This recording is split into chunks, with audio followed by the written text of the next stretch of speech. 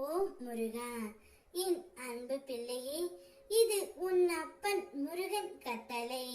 இதை நீ பார்த்தே ஆக வேண்டும் பிள்ளையே. உன்னுடைய விதி இப்பொழுது மாறிவிட்டது. நீ சந்தித்த அந்த நிமிடங்கள் உனக்கு ஒரு மிக பெரிய பாடம்தான். உடம்பு தாங்காமல் மனது கலங்கி போன அந்த நேரத்தில் நீ என்னை நினைத்தாய்.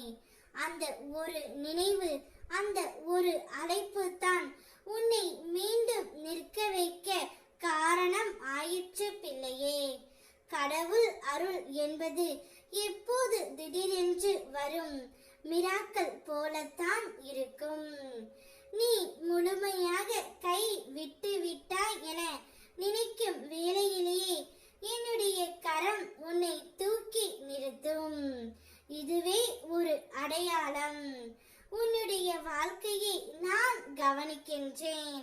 உன் பிள்ளைகளுக்காக உன்னை நான் பாதுகாக்கின்றேன் என்பதற்கான சாட்சி.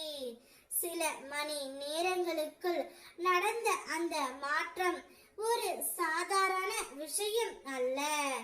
அது உன் நம்பிக்கையின் பலன்.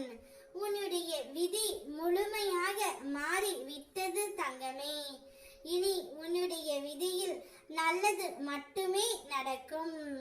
உன் உள்ளம் கொண்ட சத்தியமான பிரார்த்தனைக்கு கிடைத்த பதில். அதனால் இனிமேல் பயப்படாதே. உனக்கு நான் இருப்பேன். உன்னுடைய உடலுக்கும் உயிருக்கும் நான் காவலன். நீ என்னை நினைத்தால் போதும், நான் உன்னோடு நடந்து கொள்வேன். என்னை நினைத்து வணங்கிய பிறகு உன்னுடைய வாழ்க்கையில் ஏற்பட மாற்றங்களும் முன்னேற்றங்களும் என்னுடைய அருளின் அடையாளங்கள் தான். ஒவ்வொரு முன்னேற்றத்திற்கும் தடைகள் வரும். பிறரின் பொறாமை உன்னை சோதிக்கும். அது உன் பலத்தை குறைப்பதற்காக அல்ல, உன் உள்ளத்தை உறுதி ஆக்குவதற்காக.